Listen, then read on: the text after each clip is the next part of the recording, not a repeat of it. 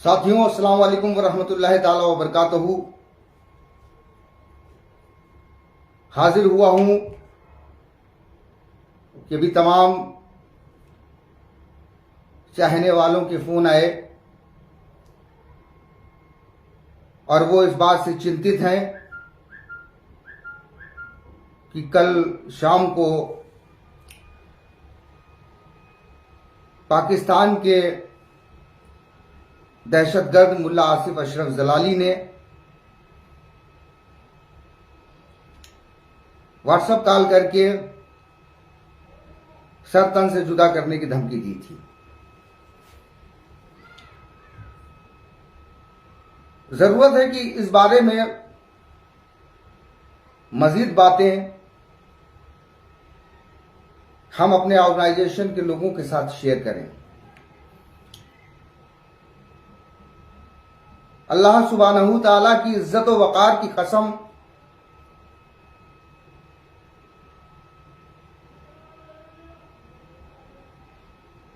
अपने पीर व मुर्शिद से जो तालीम हासिल की, उस तालीमात के मुताबिक और जो कि दस्तूर तरीक़त भी है,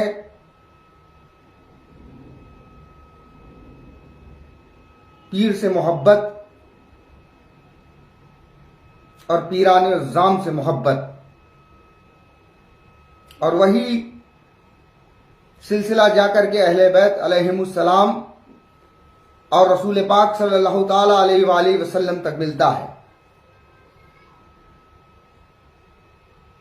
रब काबा की कसम, फ़कीर व हकीर कौसर मजीदी आज भी मुर्शिदे गिरामी की उन्हीं तालीमात पर चल रहा है। इसका सर्टिफिकेट देने की मुझे कोई जरूरत नहीं है।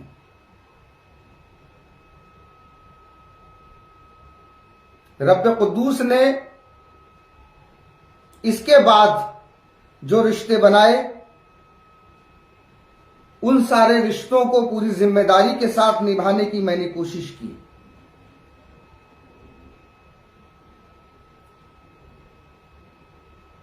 अहले बैत अलैहिमुस्सलाम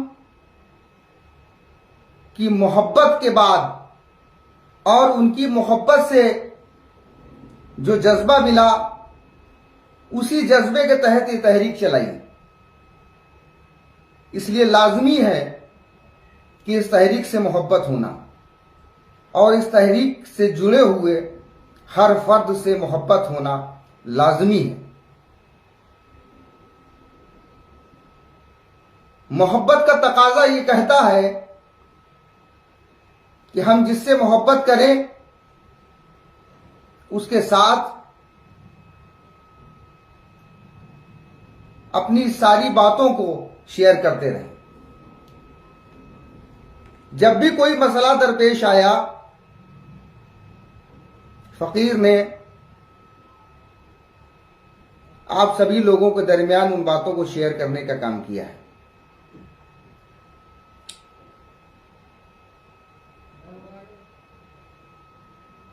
गुज़िश्ता दिनों से कई तरह से मामला चल रहे थे। उन मामलात की बिना पर कल शब 6:50 पर अनकरीब मुल्ला आसिफ अशरफ जलाली, पाकिस्तान का बदनाम जमाना, बरेलवियों का गुरु घंटाल, मखदूमे कायनात का गुस्ताख, शातिमे अहले बैत, वाज़े, बिल्कुल वाज़े है ये बात, और मुतादिद उलमाए हक बशमूल हिंदुस्तान, पाकिस्तान और बांग्लादेश उसके इस शितम पर, उसके बागी अहले बैत होने का फरमान जारी कर चुके हैं। इसमें कोई शक नहीं कि वो बदबख्त जलाली सैयदा का गुस्ताख है। माज़ल्ला सुम्मा माज़ल्ला। और भी उसने तमाम इस तरह की हरकतों का मुजाहिरा किया है जो उसकी अहले बैत के साथ गद्दारी को और गुस्ताखी को वाज़े करती हैं। एक ऐसा शख्स जो सरापा गुस्ताख अहले बैत हो,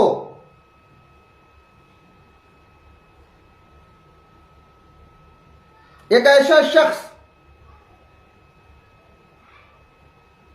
जो फितना परवर हो, एक ऐसा शख्स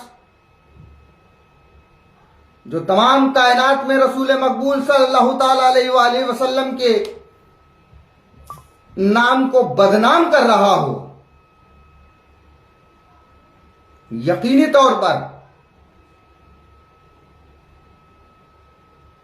वो इंसानियत का ही नहीं, मुसलमानों का भी दुश्मन है।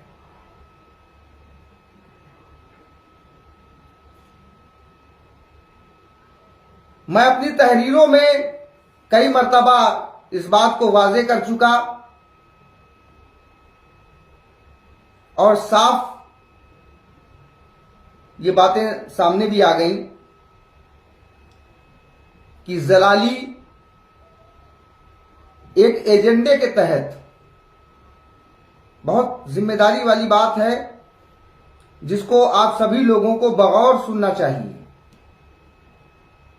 एक एजेंडे के तहत मुल्क हिंदुस्तान की सालिमियत और वकार के साथ खिलवाड़ कर रहा है। हम तारीख के ज्यादा पन्ने नहीं खोलना चाहते, हम केवल 70 साल पहले जाना चाहते हैं। 70 साल पहले मुल्क हिंदुस्तान का बंटवारा किया गया। हिंदू और मुसलमान दो अलग अलग कौमें हैं। इस नारे के साथ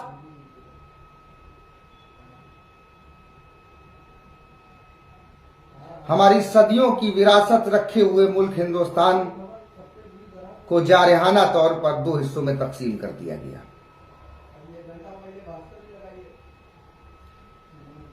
पाकिस्तान के जनक माने जाने वाले बाबाए पाकिस्तान जिस शख्स को कहा जाता है,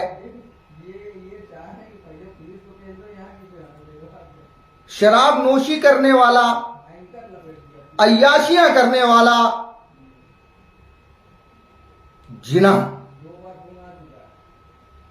उस जिना की सनक का नतीजा पाकिस्तान।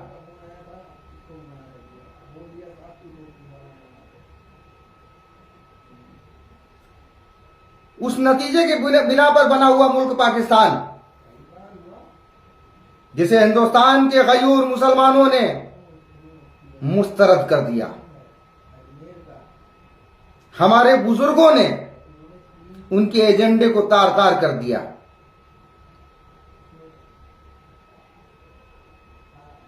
पूरे पाकिस्तान में इतने मुसलमान नहीं हैं।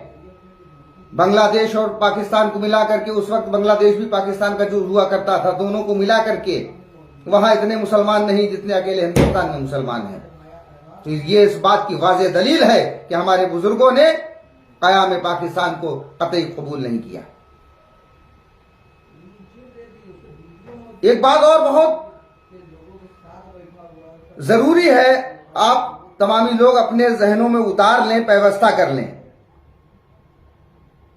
जिस मुल्क को मजहब की बिना पर बनाया गया था, 1947 में जो मुल्क मजहब के एतबार से बनाया गया था, 1971 में वही मुल्क जबान के एतबार से अलग हो गया। बांग्लादेशी और पाकिस्तानियों के बीच की दुश्मनी आज भी जग जाहिर है। पाकिस्तान के मुल्लाओं ने 1971 में मुक्ति वाहिनी के लोगों को बागी करार देते हुए उनके जवानों का कत्ल और उनकी औरतों के साथ जिना बिल जब्र को 3 दिन तक जायज करार दे दिया था।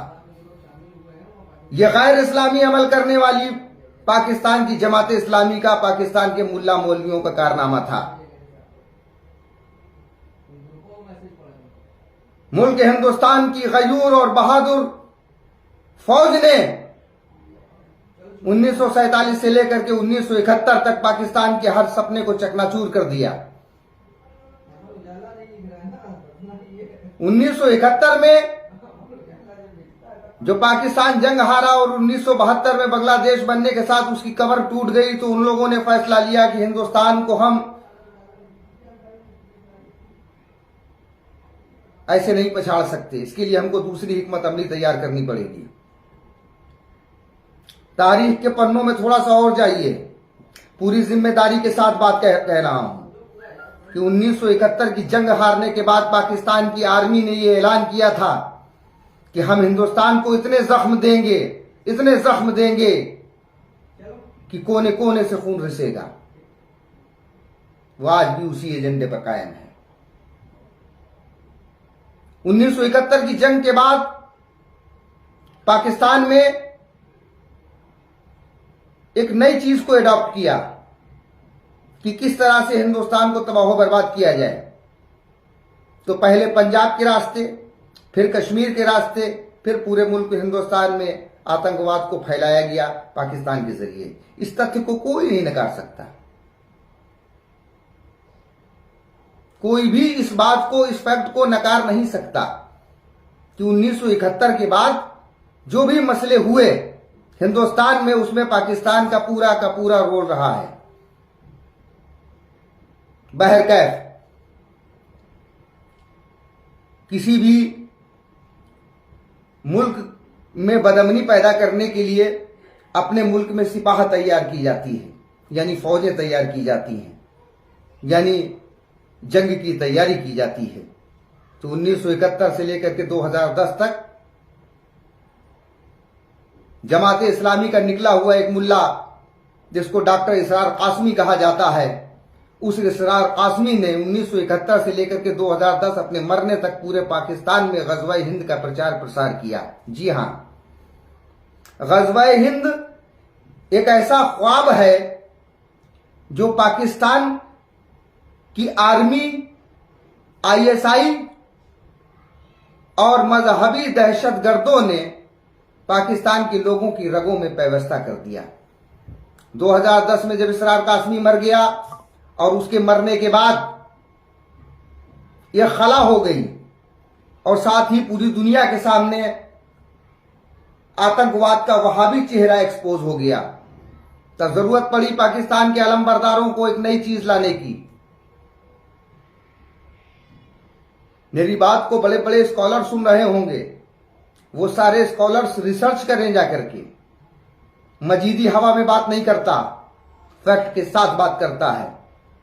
2010 के पहले का पाकिस्तान देखिए और 2010 के बाद का पाकिस्तान देखिए। 2010 के बाद एक प्लानिंग के तहत मुल्ला जलाली, खादिम लंगड़े और दावत इस्लामी, जी हां, दावत इस्लामी के इलियास अत्तार को पाकिस्तान की फौज ने खरीदा। इस बात के तो मैंने कई बार सबूत भी दिए हैं कि दावत इस्लामी की फंडिंग पाकिस्तान में कोई करता है तो पाकिस्तान की आर्मी करती है। सबूत के साथ मैंने दिया था कि पाकिस्तान की आर्मी ने खुद इस बात का खुलासा किया। 2010 के बाद इन लोगों को लाया गया। अब अवाम इनको, पाकिस्तान की अवाम इनको कैसे समर्थन दे, इसके लिए क्या तरीका निकाला जाए। तो इन्होंने तरीका निकाला कि सबसे नाजुक नस्ल मुसलमानों की अगर कोई है, और होनी भी चाहिए, क्योंकि एक मुसलमान के लिए फर्ज ऐन है। अल्लाह के रसूल आला हजरत मक्की मदनी ताजुश शरिया हुजूर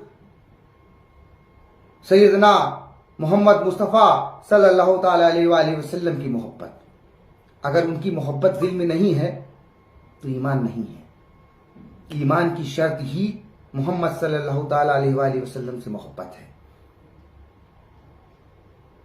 नामूस रिसालत के नाम पर लोगों के जज्बातों के साथ खेला गया।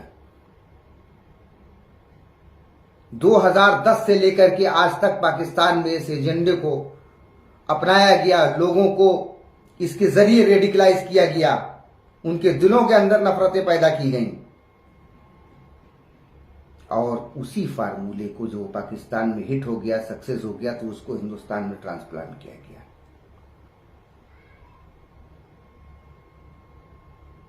मन सब्बा नबियन फक्तुलहू के नाम से जो हदीस है, वो हदीस कुरान मुकद्दस की आयत वमा अरसलनाका इल्ला रहमतल लिल आलमीन उसका रद्द करती है।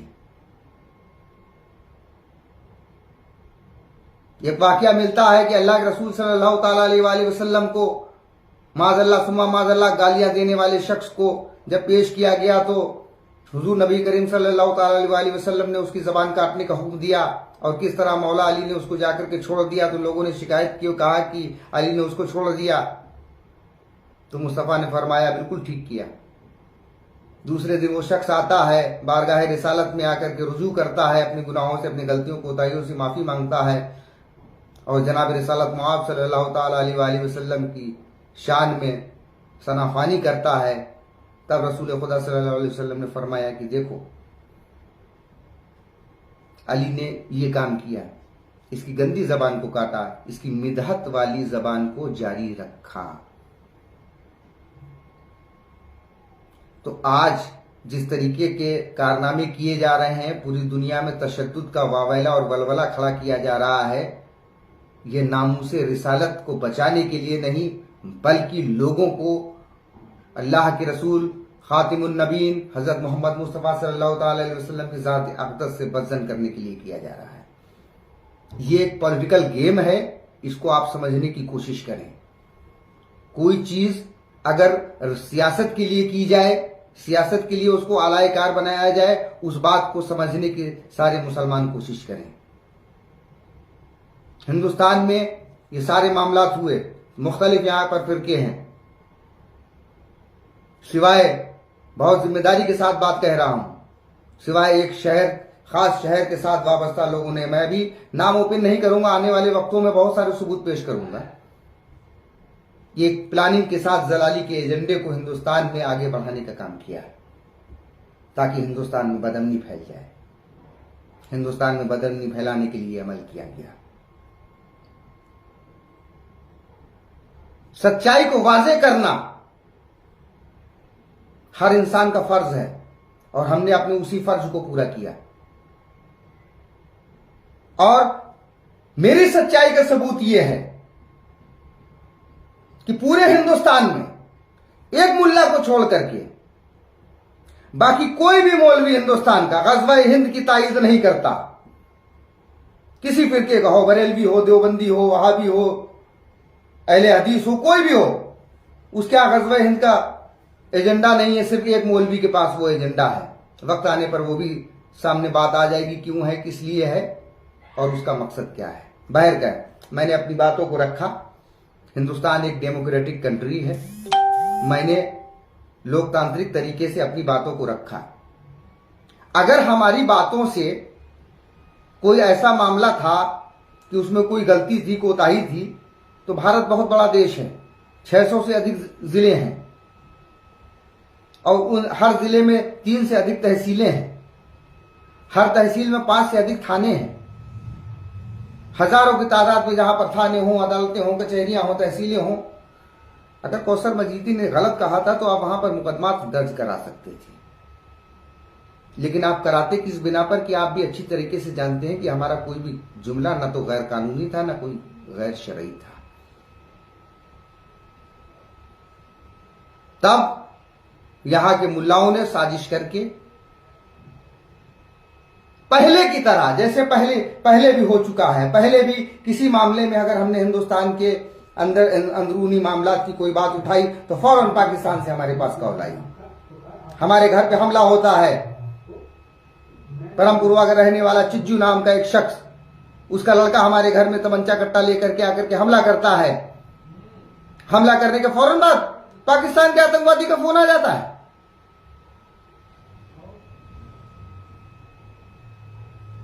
एक नासमझ इंसान भी इस बात को समझ सकता है कि साजिश और प्लानिंग के तार कहां कहां तक हैं। हमने हमेशा की तरह इस बार भी इस मुद्दे को उठाया, सच्चाई को रखा, सूफिया किराम के रूबरू इस मामले को रखा और तमाम उन लोगों के सामने रखा जो अपने मुल्क से और इंसानियत से मोहब्बत करते हैं। इस मसले को रखने के बाद फिर लोगों में चुल मच गई। अब यहां तो कोई जवाब दे नहीं सकता था कि वो रडार में आ जाते पुलिस के। तब उन्होंने फिर वही तरीका अडॉप्ट किया पाकिस्तान से धमकियां दिलवाने का।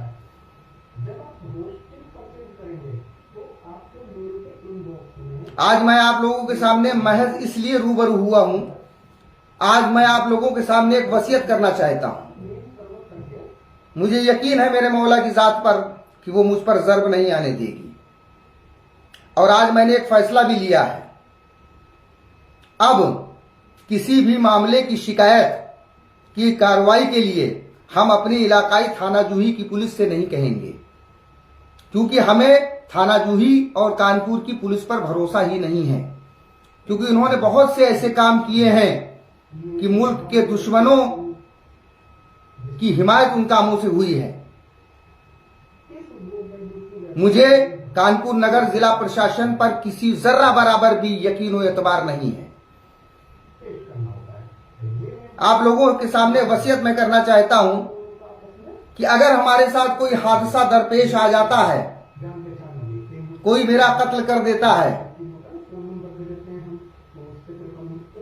तो मेरी लाश का पोस्टमार्टम न कराया जाए, क्योंकि कत्ल के जख्म के साथ मैं कोई दूसरा जख्म शरीक नहीं करना चाहता। मैं उन्हीं जख्मों के साथ अल्लाह के हबीब सल्लल्लाहु अलैहि वसल्लम की बारगाह में हाजिर होऊंगा। और दूसरी मशकूक हालत में अगर मौत हो जाती है तो भी पोस्टमार्टम न कराया जाए। सूफी खानका एसोसिएशन के तमाम जिम्मेदार लोग इस मिशन को इसी तरह से जारी और सारी रखेंगे जिस तरह से ये मिशन चल रहा है। जो हमारा एजेंडा है अहले बैत की मोहब्बत और हिंदुस्तान की मोहब्बत, क्योंकि यही हमारे नबी की तालीम है। हमारी नबी की ये तालीम है, हुब्बुल वतनी मिनल ईमान, और जो मेरी अहले बैत की मोहब्बत में मरा वो मोमिन मरा या शहीद मरा, इसमें कोई फर्क नहीं है। वतन से मोहब्बत और अहले बैत से मोहब्बत, यही सूफी खानका एसोसिएशन का मिशन था। और आप तमामी हजरात जो एसोसिएशन से जुड़े हैं इस पर कायम और दायम रखें, ये मेरी आप सभी लोगों से हाथ जोड़ करके दस्त बस्ता गुजारिश है। दूसरी बात मैं ये कहना चाहता हूं कि अगर हिंदुस्तान की हुकूमत में बैठे हुए लोग, हुकूमत हमारी बहुत अच्छी है, बैठे हुए लोगों की मैं बात कर रहा हूं। हुकूमत संविधान है, हुकूमत की आलोचना यानी संविधान की आलोचना है। हुकूमत में बैठे हुए लोगों की आलोचना की जा सकती है, संविधान को कंडम नहीं किया जा सकता।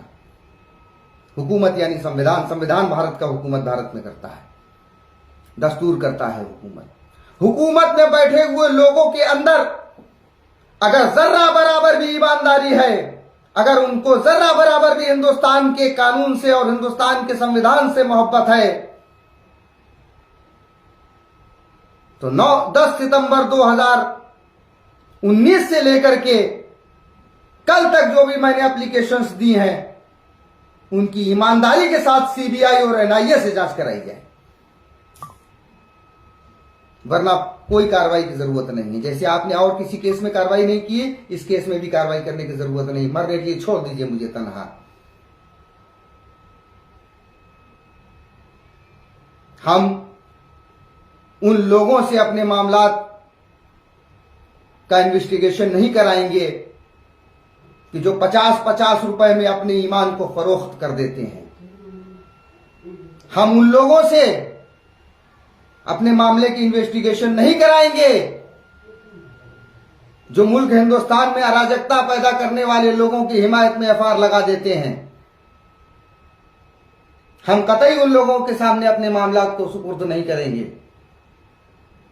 हमारे मुल्क का संविधान हमें इजाजत देता है कि नागरिक की बात को सुना जाए। अरबों खरबों रुपए खर्च करके तमाम इन्वेस्टिगेशन एजेंसियां बनाई जाती हैं। किसी मिनिस्टर की भैंसे बकरी कुत्ते बिल्ली के लिए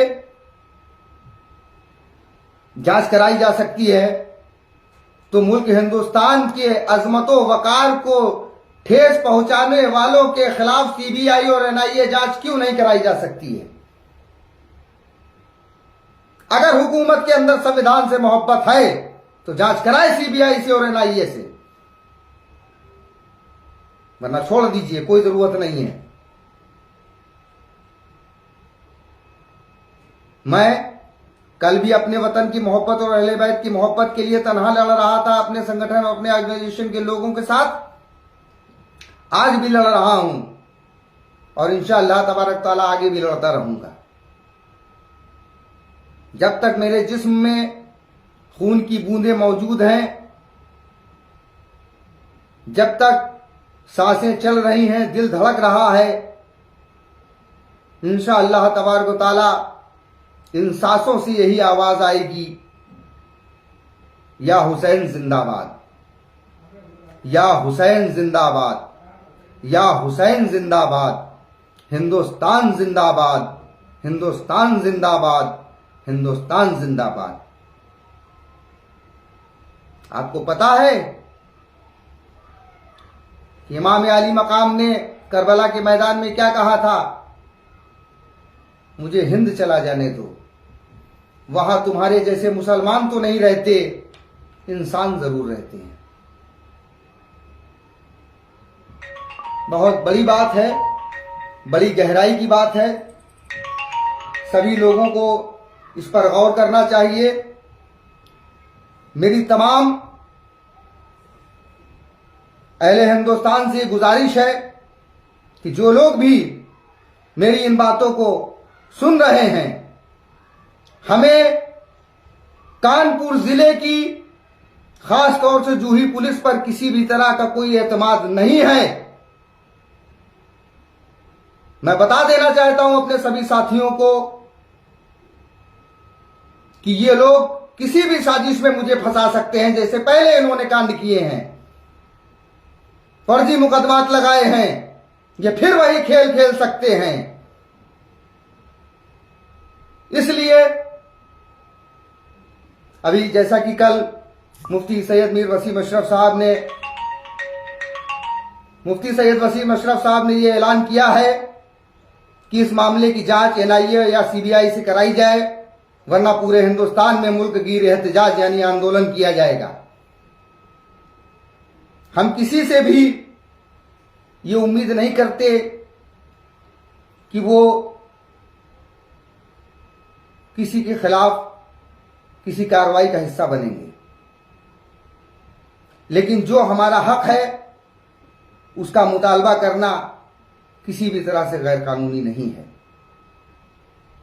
लिहाजा हम अपने सभी साथियों से ये बात कहना चाहते हैं कि आप लोग बातिल के झांसे में ना आए और जिस तरह से मुल्क हिंदुस्तान की सालिमियत के खिलाफ प्रचार किया जा रहा है उसका कतई हिस्सा न बने। अल्लाह तबारक ताला का एहसान है कि मैंने जो जो खदशा जाहिर किया वो सामने आया। पीएफआई के बारे में मैंने जो भी आशंकाएं व्यक्त की थी वो साबित हुई। कानपुर के फसादात में मैंने पीएफआई का रोल होने की बात की आशंका व्यक्त की थी। जैसे जैसे जांच बढ़ती चली जा रही है वो चीज सामने आ रही है। उसी तरह जब 10 जून को फसादात मुल्क भर में हुए थे तब मैंने पाकिस्तानी कनेक्शन की बात की थी और मुल्ला जलाली का हाथ होने की बात इसमें की थी, सबूत भी पेश किए थे। वो चीजें भी अब सामने आ गई हैं। धमकी आ जाने के बाद ये बात सामने आ गई है। कि किसी तंजीम से ये मुतालबा करना या करवाना, हिंदुस्तान में सुन्नी, वहाबी, बरेलवी, देवबंदी तमाम मुसलमानों की तंजीम है, क्या किसी तंजीम ने बीजेपी की पूर्व प्रवक्ता के खिलाफ वाजिबुल कत्ल होने का फतवा दिया है? तो ये हमसे क्यों करवाया जा रहा है? आप वो जो रिकॉर्डिंग हुई है उसको भी हमने वायरल किया है। ऐसा नहीं कि हम अपने पेट से कोई बात बता रहे हों, अपने मन से कोई बात बता रहे हों। वो चीज भी हमने आप लोगों के सामने रखी है, जिसमें वो ये कह रहा है कि अपनी एसोसिएशन की जानिब से नुपुर शर्मा को वाजिबुल कत्ल होने का फतवा दो, और अगर नहीं दोगे ऐसा तो तुम वाजिबुल कत्ल हो। क्या मुल्क हिंदुस्तान फतवों से चलेगा? अगर हमारे मुकद्दसात की तौहीन पर कत्ल करना वाजिब है तो फिर दूसरों के मुकद्दसात की तौहीन पर भी कत्ल होना चाहिए, और हो चुके हैं उनको भी जायज समझना चाहिए। इंसाफ का तो यही तकाजा है ना। इंसाफ तो यकसा बराबर सबके लिए होता है। फिर ये एक्स्ट्रा ट्रीटमेंट क्यों? जो ऐसा ना करे तो आप उसको शातिम रसूल कह दें, गुस्ताखे रसूल कर दें, मतलब कुछ भी किसी पे भी कह दें। सच्चाई को कहना तो आप किसी को किसी भी तरह का इल्जाम लगा दें। आप मुझे शातिम रसूल माजल्ला सुम्मा माजल्ला कह दें। वो शख्स सूफी खानका एसोसिएशन को और कौसर मजीदी को शातिम रसूल कह रहा है, जो खुल्लम खुल्ला शातिम अहले बैत है। और अब क्या पाकिस्तान के मुल्लाओं के फरमान मुल्क में चलेंगे? क्या हमारे यहां मुल्ला मौलवी नहीं रहे? क्या अकाल पड़ गया हिंदुस्तान में? अरे तुम जिसको अपना रहबर मानते हो अहमद रजा, वो भी तो हिंदुस्तान के ही थे। तुम जिनके नाम से बरेलवी अपने आप को कहते हो, वो बरेली भी हिंदुस्तान में है। तुम्हारे अपने नाम की शिनाख्त खुद हिंदुस्तान से है।